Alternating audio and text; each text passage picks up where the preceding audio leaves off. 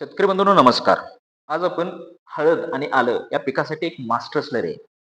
आणि ती स्लरी बनवण्याची ऍक्च्युअल प्रोसेस कशी आहे? ती स्लरी बनवण्यासाठी कोणकोणते घटक वापरले जातात आणि एकंदरीतच ती स्लरी बनवल्यानंतर आपण पिकाला दिल्यानंतर म्हणजेच हळद आणि आलं या पिकाला दिल्यानंतर आपल्याला कोणकोणते फायदे दिसून येतात?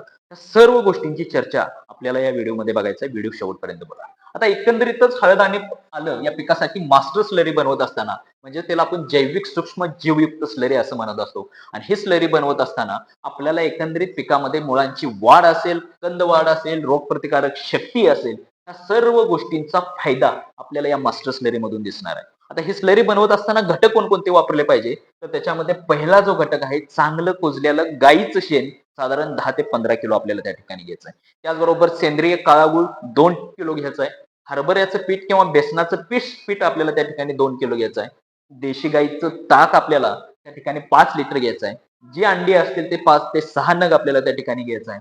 शेंगदाणा पेंड साधारण 3 किलो घ्यायचा आहे. जर शेंगदाणा पेंड उपलब्ध नसेल तर त्या ठिकाणी तुम्ही सोयाबीनचं पीठ घेऊ शकता, ते 2 किलो घ्यायचं आहे. हे वरचे घटक त्याच्याबरोबर आपल्याला खालचे जे लिक्विड मधले जे जैविक खतं असतील ते आपल्याला त्या ठिकाणी घ्यायचं आहे. त्याच्यामध्ये ट्रायकोडर्मा 1 लिटर घ्यायचा आहे. सुडोमोनास आपल्याला 1 लिटर घ्यायचा आहे. बॅसिलस सबटिलस जे आपलं बॅक्टेरिया आहे, जीवाणू आहे, ते 1 लिटर घ्यायचं आहे. अस्परजिलस नायझर 1 लिटर घ्यायचं आहे. पीएसबी म्हणजे फॉस्फरस सोल्युबलायझिंग बॅक्टेरिया म्हणजे स्फुरद विरघळणारे जीवाणू ते 1 लिटर घ्यायचं आहे आणि 200 लिटर पाण्याची टाकी आणि त्याच्यामध्ये 200 लिटर पाणी घ्यायचं आहे. आणि हे एकंदरीत सगळे घटक झाल्यानंतर हे आपल्याला मिश्रण बनवण्याची ऍक्च्युअल प्रोसेस कशी आहे ते बघू. तर साधारण 200 लिटर टाकीमध्ये आपल्याला अर्धा टाकी भरेल इतकंच पाणी घ्यायचं आहे.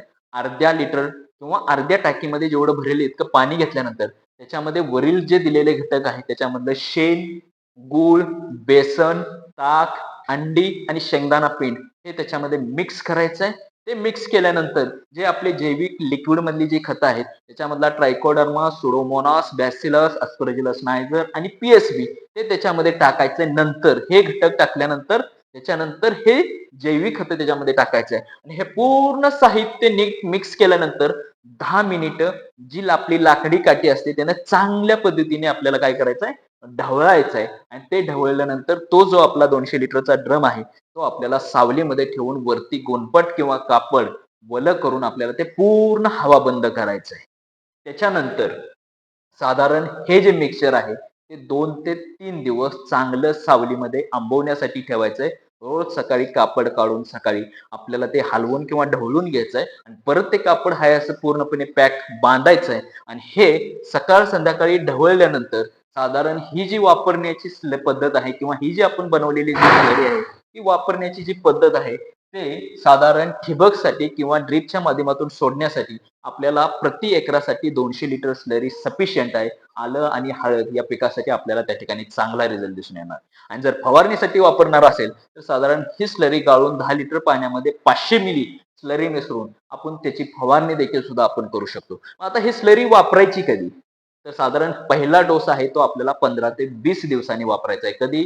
तर 15 ते 20 दिवसांनी. दुसरा जो डोस आहे तो साधारण आपल्याला 35 ते 40 दिवसांनी वापरायचा आहे आणि तिसरा डोस 55 ते 60 दिवसांनी मारलेला आहे. एकंदरीत 3दा स्लरी वापरल्यानंतर आपल्याला खूप चांगला रिझल्ट आला आणि हळद या पिकामध्ये आपल्याला दिसून येणार आहे. तर ह्या मास्टर स्लरीचे फायदे कोणते आहेत? मुळातच ही स्लरी बनवत असताना याचे फायदे कोणकोणते ते आपल्याला बघायचं आहे. हे स्लरी बनवत असताना मुळांची जोमदार पांढऱ्या मुळांची वाढ आपल्याला त्या ठिकाणी जोमदार दिसून येणार आहे.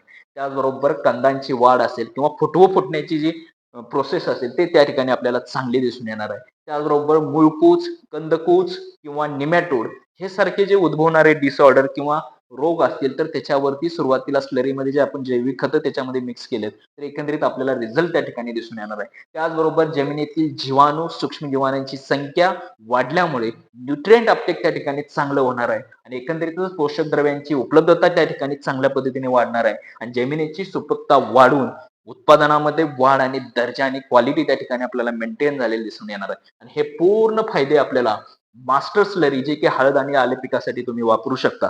असेच नवनवीन कृषीवरती आधारित व्हिडिओ पाहण्यासाठी आजच आपल्या युट्यूब चॅनलला लाईक करा, शेअर करा, सबस्क्राईब करा. धन्यवाद.